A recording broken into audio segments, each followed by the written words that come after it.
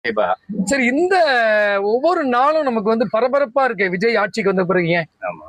எல்லாருமே வந்து நியூஸ் சேனல்ல பாத்துட்டு இருக்கோமே. ஆமா, புதுசா வந்திருக்காரு. ம். அதிமுக திமுக இல்லாத ம். ஒரு புதிய அரசு. கேக்குறேன். 10 நாள் ஆச்சு விஜய் ஆட்சி வந்து. எப்படி உணர்றீங்க?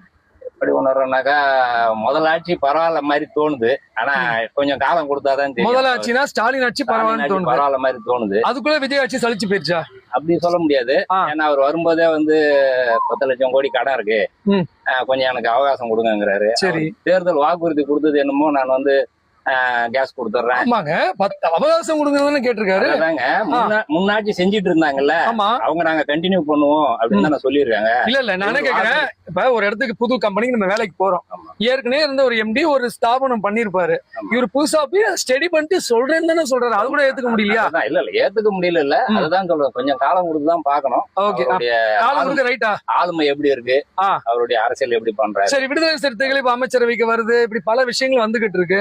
கம்யூனிஸ்ட் வந்து நீங்க அதிமுக கூப்பிட்டா நாங்க வெளியில போயிடுவோம், இந்த மாதிரி மிரட்டல் விஷயங்கள்லாம் சரியா? அது மிரட்டலான்னு சொல்ல முடியாது. இல்ல இவங்க வந்து அதிகாரத்துக்கு போகணும்னு நினைக்கிறாங்களான்னு சொல்ல முடியாது. யார் அதிகாரத்துக்கு? கம்யூனிஸ்டுகளும் விடுதலை சிறுத்தைகள் மற்ற மாதிரி நம்ம முஸ்லிம் அவங்க அந்த மாதிரி அதிகாரத்துக்கு போகணுங்கிறது அவங்களுடைய ஆசை. ஆனா வெளியில இருந்து ஆதரவுன்னு சொல்லிட்டு கூட அவங்களுக்கு அந்த ஆசை இருக்கு. ஆமா, அரசியல்ல எதுவும் நடக்கலாம். அவர் இல்லாதவங்க யாருமே கிடையாது. சரி, விஜய் இந்த 5 வருஷத்தை கம்ப்ளீட் பண்ணிட்டு வரா?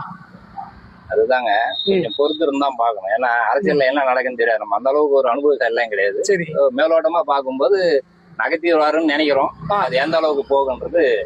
இப்ப எல்லாத்தையுமே ஒரு மனசுல இருக்கிறது, ஸ்டாலின் அவர்கள் கொளத்தூர்ல தோல்விக்கு என்ன காரணம்? அது ரொம்ப வருத்தப்பட வேண்டிய விஷயம். ஏன்னா திராவிட கட்சி ஆட்சியில் இல்லைன்னாலும் ஒரு 5 வருஷம் ஆட்சி ஆண்டவங்க, ஒரு 40-35 வருஷமா எம்எல்ஏவா இருந்தவர் இன்னைக்கு சட்டசபையில எம்எல்ஏவா இல்லாம இருக்கிறது ரொம்ப வருத்தத்துக்குரிய விஷயம். அந்த இடத்தையே சிங்கப்பூரா மாத்தி வச்சிருந்தாரு.